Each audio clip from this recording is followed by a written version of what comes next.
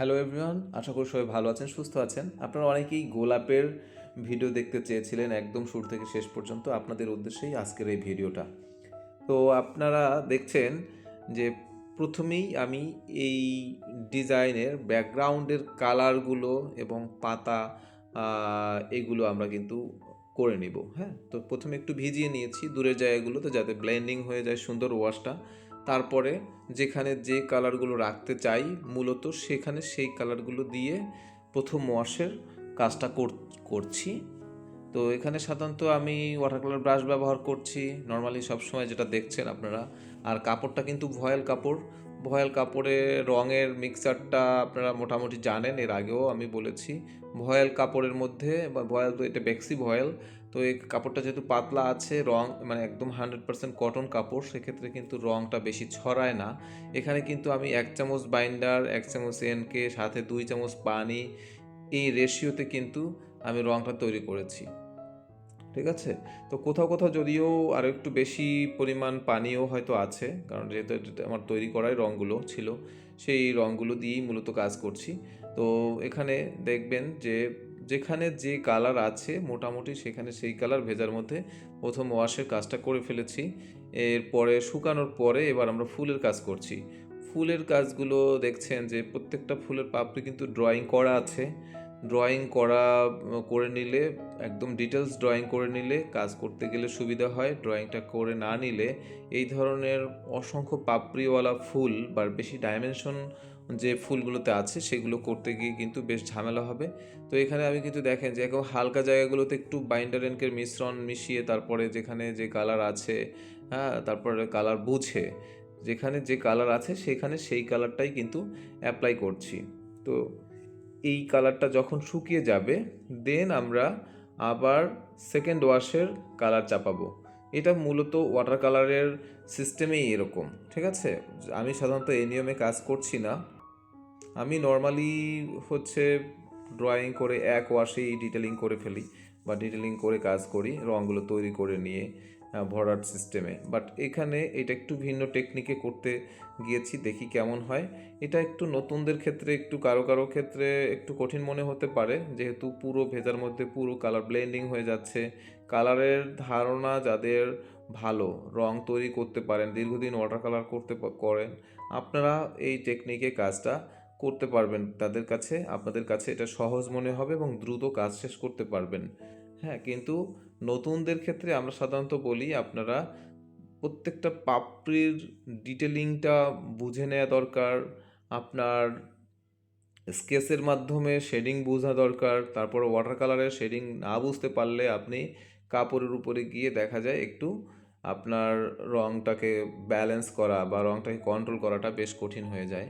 হ্যাঁ, কিন্তু আপনারা ট্রাই করতে পারেন।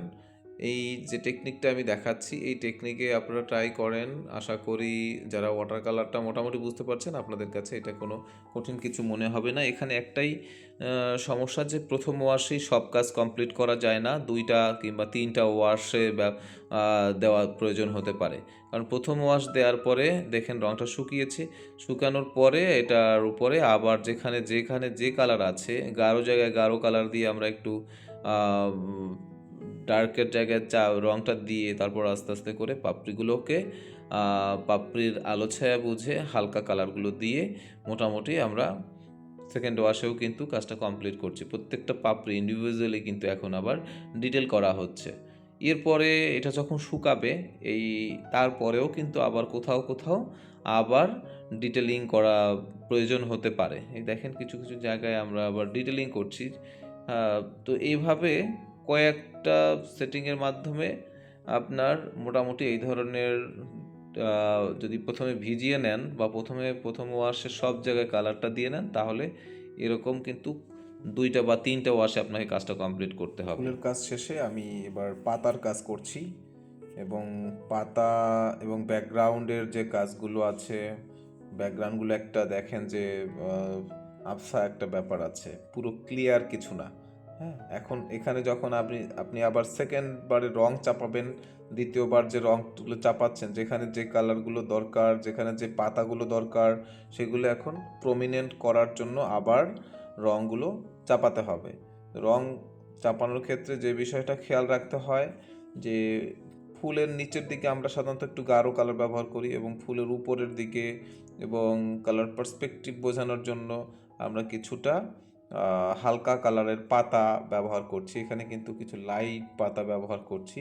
আমরা যে রেফারেন্স দেখে করেছি সেখানে হয়তো এই সব পাতাগুলো নেই, বাট আমার কাছে মনে হয়েছে যে কিছু কিছু পাতা যদি এক্সট্রা ব্যবহার করি যে এটা একটু পরিপূর্ণ মনে হবে বা কাজটা একটু মনে হবে যে ভরাট কিছু ফিল মনে হবে। না হলে দেখা যায় যে হালকা হালকা লাগছে কাজটা, আমার কাছে নিজের কাছে একটু স্যাটিসফ্যাকশন কম আসতেছিল। তাই আমি কিছু পাতা যদিও আমার মতো করে কিছু ব্যবহার করেছি। এবার দেখেন কলিগুলোতে একটু ডিটেলিং করছি। মোট কথা প্রথম ভেজার মধ্যে আসলে যেখানে যে রং দিবেন সেটা রাখতে পারবেন না। সেকেন্ড ওয়াশে যখন আপনি আবার এখানে কাজ করবেন প্রত্যেকটা জায়গায় আবার দ্বিতীয়বার রং চাপাবেন, সেক্ষেত্রে দেখবেন এটা আবার ডিটেল হবে এবং কিছু শিরা উপশিরা দিলেই কাজটা কিন্তু দেখতে মোটামুটি ভালোই লাগবে। এই ডিজাইনের উপরে আরও 3টা ভিডিও দেওয়া হয়েছে, এর মধ্যে 2টা ভিডিও একদম না টেনে দিয়েছি। সেই ভিডিও দুটো যদি দেখেন আপনার মনে হয় যে আপনারা আরও ডিটেলস বুঝতে পারবেন। আর এই ভিডিওতে ওভারঅল একটা আলোচনা করেছি, যারা শুরু থেকে শেষ পর্যন্ত দেখেছেন অবশ্যই কিছু তথ্য পেয়েছেন। আর আমাদের এই ভিডিওটা ভালো লাগলে অবশ্যই লাইক কমেন্ট শেয়ার করবেন। এতক্ষণ আমাদের সাথে থাকার জন্য অসংখ্য ধন্যবাদ।